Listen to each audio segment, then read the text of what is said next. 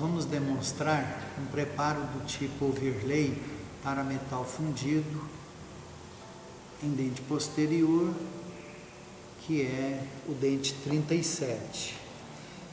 A diferença do preparo overlay metal fundido do preparo onlay metal fundido é a redução oclusal.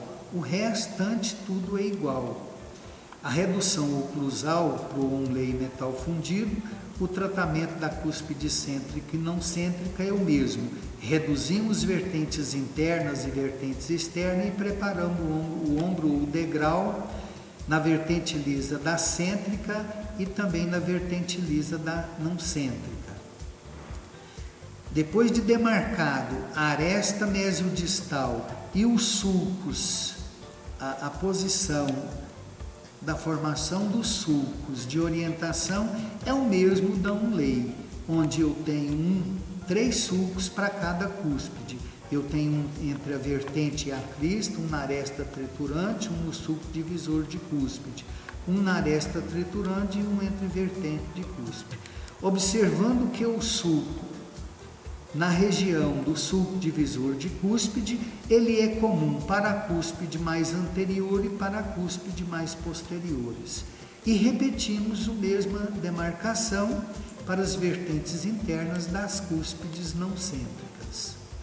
E agora passamos a preparar com a 3069 os sulcos de orientação. Lembrando que a profundidade do sulco é a profundidade da broca, o que corresponde na região do sulco mesiodistal 1 milímetro e na altura das cúspides cêntricas e não cêntricas 1,5 milímetro. E a broca trabalha paralela à vertente triturante. Então colocamos a broca paralela à vertente triturante e vamos preparar todos os sulcos.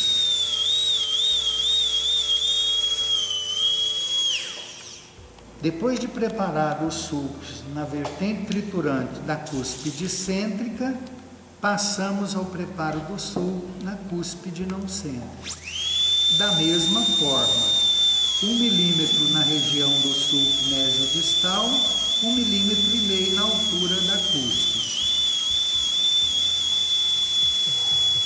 Lembrando que são 3 sulcos para cada cúspide. Depois de completado os sulcos de orientação, nós vamos executar a redução, que é para nós o terceiro passo. Seguindo a mesma inclinação, vertente mesiolingual da mesiolingual, mesiovestibular e crista marginal. A crista marginal também sai na mesma inclinação da vertente triturante da cúspide. Vertente disto lingual da mesiovestibular, vertente mesiolingual da disto vestibular e vertente disto lingual da disto vestibular e também segmento vestibular da crista marginal distal. Depois de executada a redução das vertentes internas da cúspide cêntrica, passamos para a redução da vertente interna ou triturante da cúspide não cêntrica. Broca também paralela à vertente. Vamos reduzir até nivelar com a profundidade do sulco de orientação executada no segundo passo. Depois de completar, nós podemos voltar e dar o acabamento final. Completado a redução, que é da superfície oclusal propriamente dita, nós vamos passar agora a delimitar a aresta, a vertente lisa da cúspide cêntrica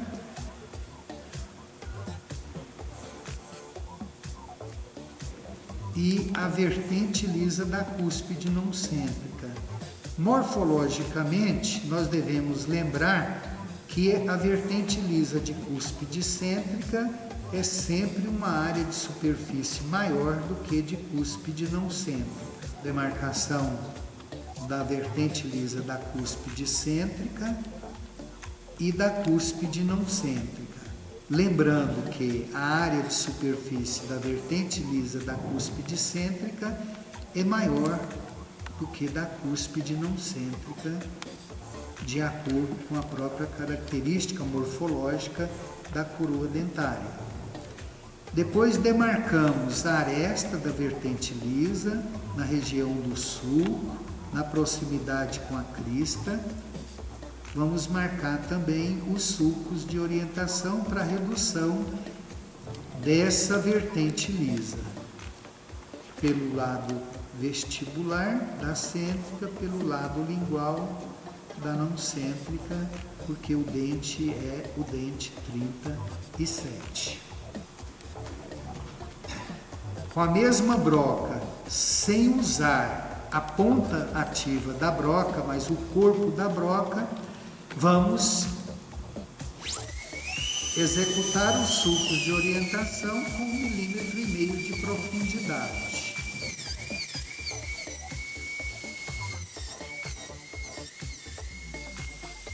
Na vertente lisa da cêntrica e na vertente lisa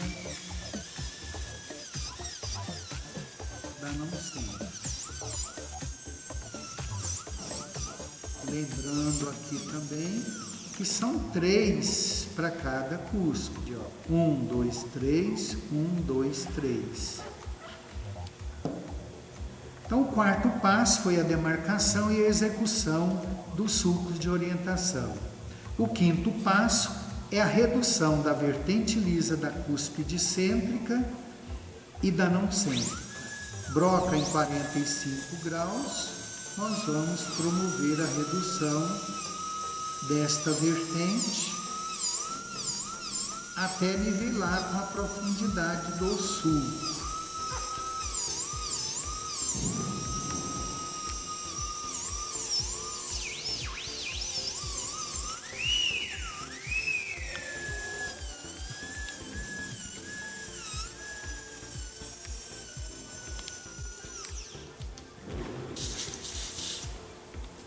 A redução deve estender apenas a vertente lisa, não pode estender na região da face vestibular ou lingual da coroa do dente. Passamos a redução da vertente lisa da cúspide não cêntrica e, para executar essa redução de vertente lisa, a broca deve estar sempre paralelo à vertente. Não deve apresentar nenhum grau menor ou maior de inclinação em relação à vertente.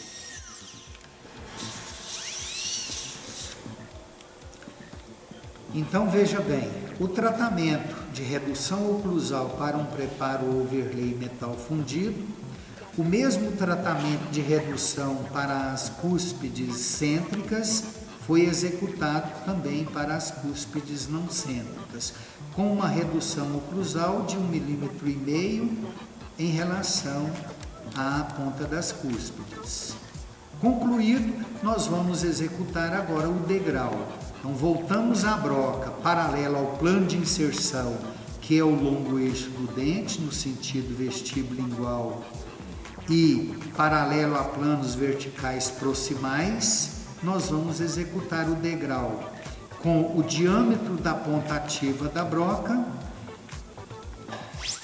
na vertente lisa da cúspide não cêntrica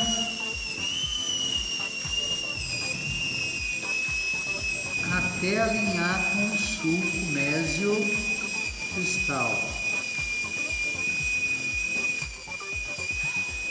Na vertente lisa da cúspide cêntrica em toda a sua extensão mesio-distal.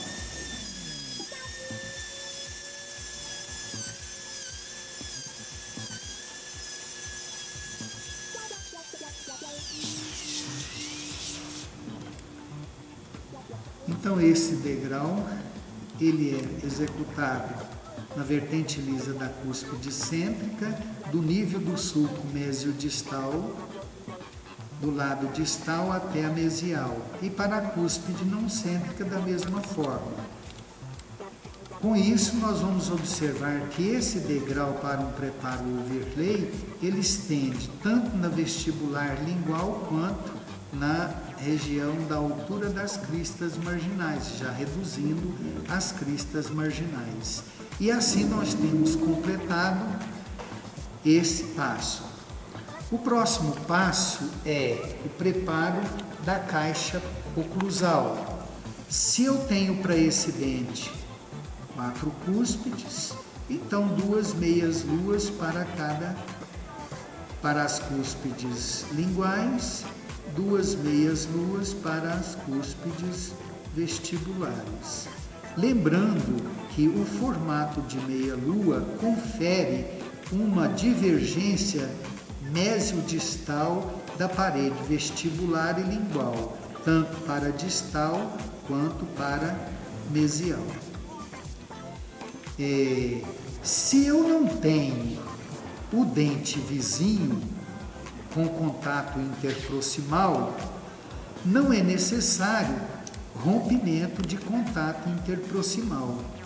Então nós podemos suprimir esse passo, que é o rompimento do contato interproximal, e já executar o preparo da caixa oclusal.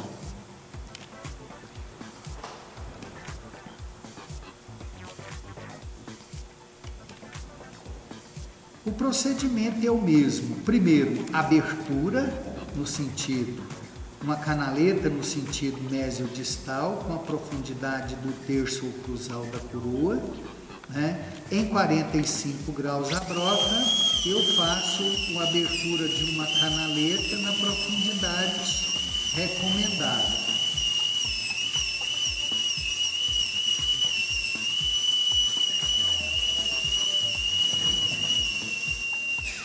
Nunca deve executar a abertura querendo dar forma de contorno, porque você pode destruir o dente mais do que o necessário. Depois de executada então a abertura, voltamos a broca paralela ao plano de inserção e aí sim vamos executar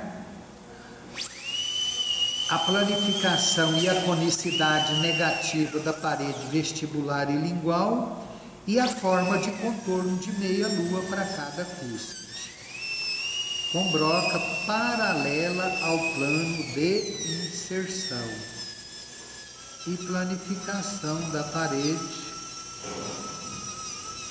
pulpar.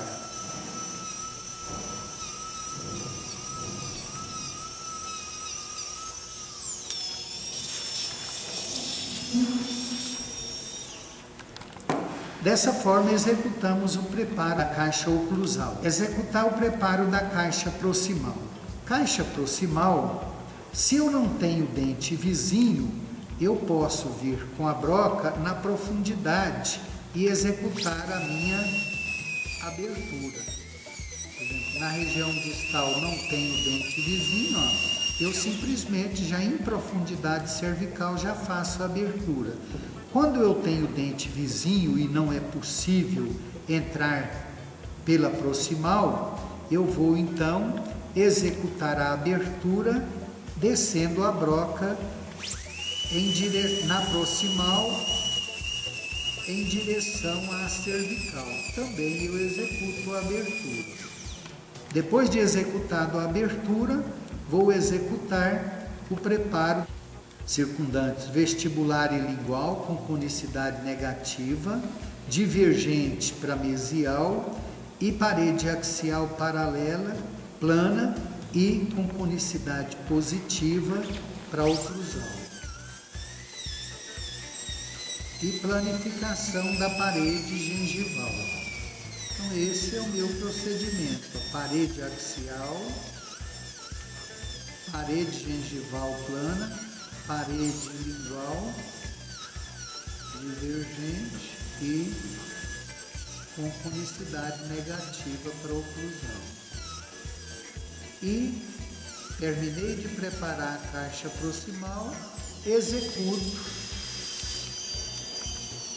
a continuidade da parede vestibular e lingual da caixa proximal com a caixa oclusal, para não ficar nenhuma aleta ou nenhuma aresta viva.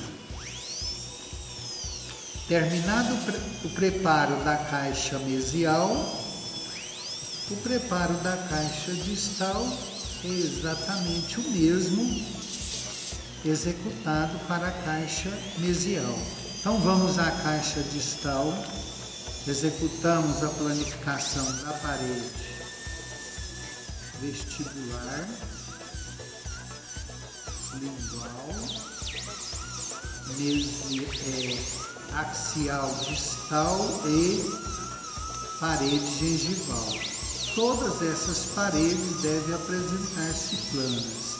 Parede gengival de caixa proximal, plana e paralela à parede pulpar.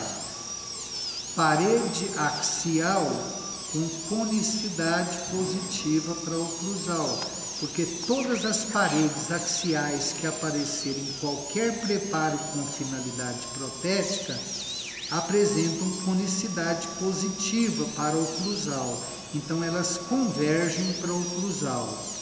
E paredes circundantes de caixas oclusais, conicidade negativa, quer dizer, elas convergem para oclusal.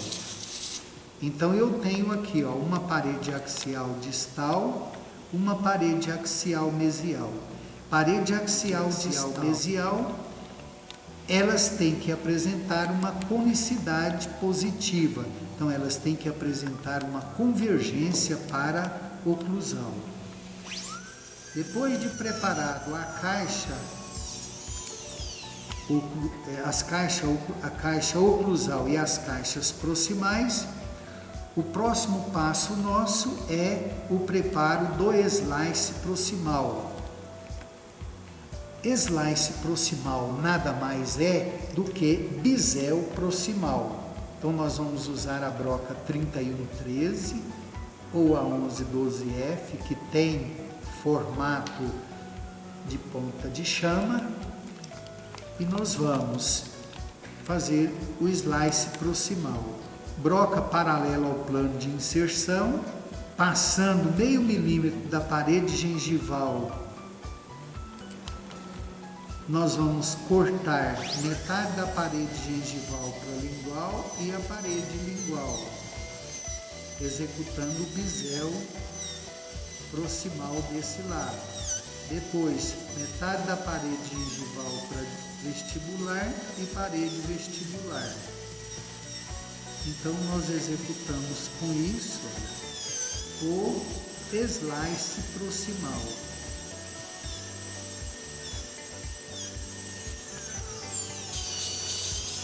Distal, e vamos executar o mesmo procedimento. Vamos executar o mesmo procedimento pela mesial. Broca passa meio milímetro do cavo superficial gengival, metade da parede gengival para lingual, metade da parede gengival para vestibular. Broca na mesma posição, nós não mudamos a broca de posição, ela trabalhará sempre paralelo ao plano de inserção, que é o longo eixo do dente. Depois que executamos esse slice proximal, vamos executar o bisel do cabo superficial do degrau. Então, broca em 45 graus com o degrau da cúspide não cêntrica, em meio milímetro de espessura, vamos executar o bisel desse cabo superficial. Depois, invertendo a broca, 45 graus com o cabo superficial do degrau vestibular da cúspide cêntrica, vamos executar o bisel desse ângulo cabo superficial. E finalmente vamos arredondar os ângulos na região de flancos. Então, nessas regiões proximais, por vestibular e por lingual, todo ângulo ou aresta nítido, ele é arredondado. Tanto o ângulo entre o slice proximal e o bisel, como entre o vértice das cúspides.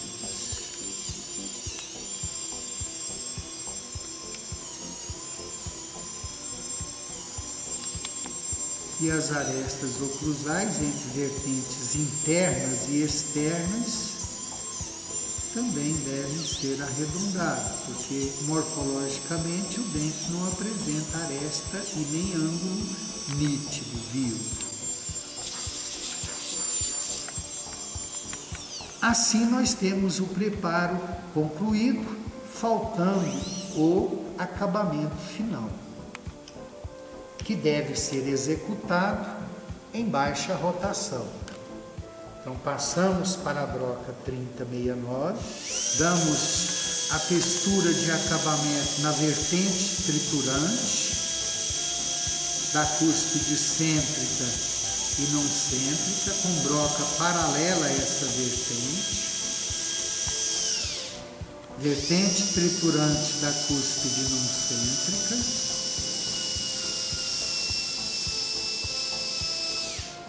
Vertente triturante da vertente lisa da cúspide não cêntrica.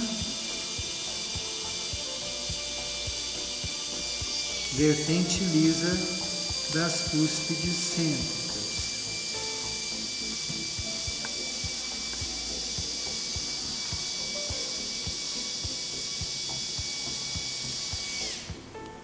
Observando que o acabamento é na mesma sequência do preparo. Acabamento agora do degrau, da cúspide cêntrica e não cêntrica.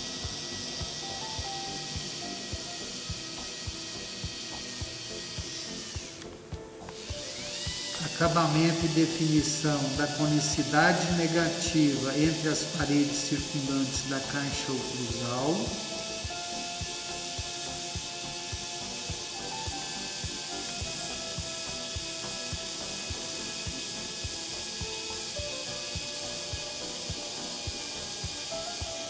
Acabamento das paredes de fundo e circundantes das caixas proximais. Passamos para a broca 3113 ou 1112F. Vamos dar o acabamento no slice proximal da caixa mesial.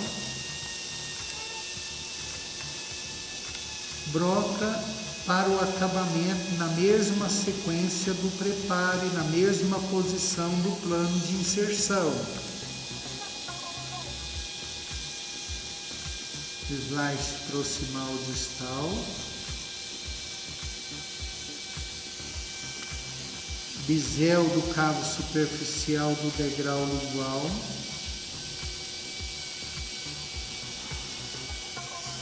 Do degrau vestibular.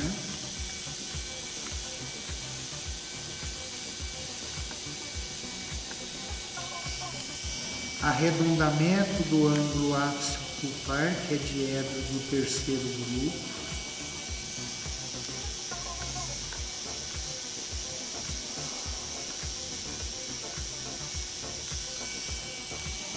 Arredondamento dos ângulos na região de flancos. E do bisel com o slice proximal. Entre o slice proximal e o bisel do degrau, nós temos um ângulo vivo que precisa ser também arredondado. E o preparo está concluído.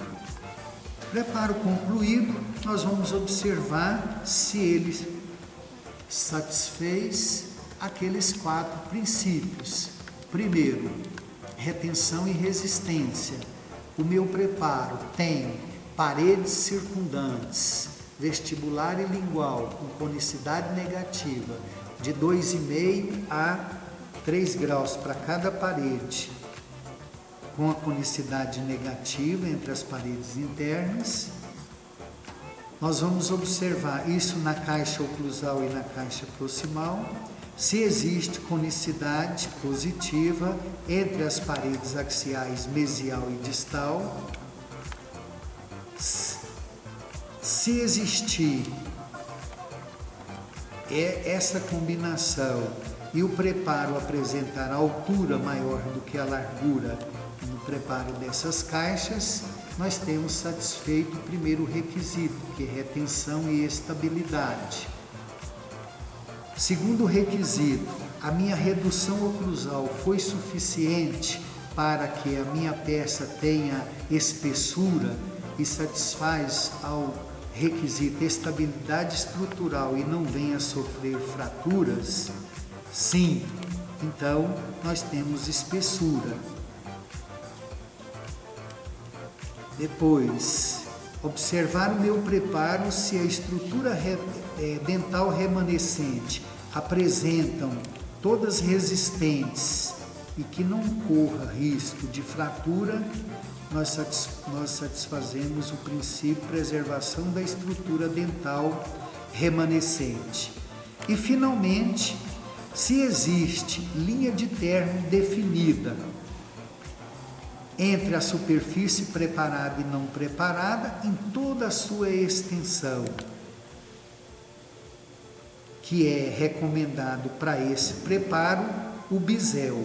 Se existe um bisel nítido em toda a sua extensão e a linha de término nítida definida entre a superfície preparada e não preparada, satisfizemos também o requisito integridade marginal. Então, o nosso preparo está concluído.